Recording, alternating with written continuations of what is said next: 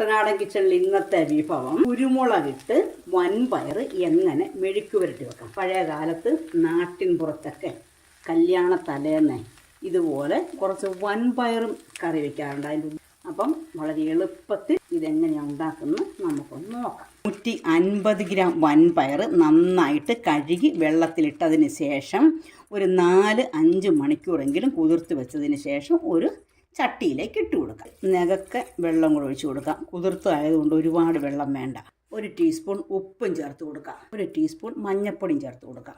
കുറച്ച് കറിവേപ്പിലയും കൂടി ഇട്ട് കൊടുക്കാം. ഇനി ഇതൊന്ന് അടച്ചു വെച്ച് വേവിക്കാം. പയർ ഏകദേശം വെന്ത് വന്നിട്ടുണ്ട്. ഇടയ്ക്കൊന്ന് ഇളക്കി കൊടുക്കണം. ചട്ടിയല്ലേ, വെന്ത് കുഴഞ്ഞു പോകാൻ പാടില്ല. എന്നാൽ നന്നായിട്ട് വേവുകയും വേണം. ഈ വെള്ളം ഒന്ന് പറ്റി വരട്ടെ. കുക്കറിലല്ലാത്തതുകൊണ്ട് കുഴഞ്ഞു പോകത്തില്ല. പയർ നന്നായിട്ട് വെന്ത് വന്നിട്ടുണ്ട്. ഇങ്ങനെ ഒരു പയറെടുത്ത് നോക്കുമ്പോഴേ ഇങ്ങനെ അങ്ങ് വേകണം. എന്നാൽ ഇത് കുഴഞ്ഞു പോകാനും പാടില്ല, പടപട കിടക്കണം. ഇനിയിപ്പോൾ ഇതൊരു ചട്ടി വെച്ച് ഉലർത്തിയെടുക്കാവേ. ഞാനൊരു ചീനച്ചട്ടി അടുപ്പത്ത് വെച്ച് ചൂടാക്കിയിട്ടുണ്ട്. മെഴുക്ക് പുരട്ടിക്ക് ഇതേപോലെ ഒരു ഇരുമ്പ് ചീനച്ചട്ടിയൊക്കെ ഉണ്ട് എടുക്കുന്നതിൽ, അതായിരിക്കും ഏറ്റവും നല്ലത്. ഇനി ഇതിലേക്ക് 2 ടേബിൾ സ്പൂൺ വെളിച്ചെണ്ണ ഒഴിച്ച് കൊടുക്കാം. എണ്ണ ചൂടായി വരുമ്പം 5-6 വെളുത്തുള്ളി ചതച്ചിട്ട് കൊടുക്കാം.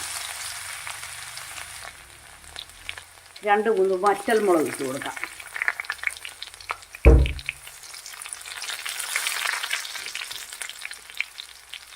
ഇതേപോലെ മൂത്ത് വരുമ്പം കുറച്ച് കറിവേപ്പില ഇട്ട് കൊടുക്കാം.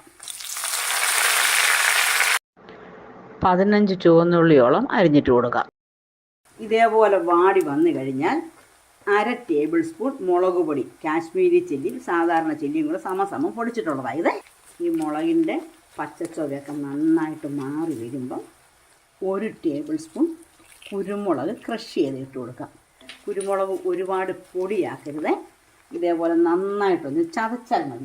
എന്നിട്ട് ആ കുരുമുളക് ഇട്ട് ഉടൻ തന്നെ നമ്മൾ വെന്ത് വെച്ചിരിക്കുന്ന പയറിട്ട് കൊടുക്കണം. എന്നിട്ട് നന്നായിട്ടൊന്ന് ഇളക്കി ചേർക്കണം.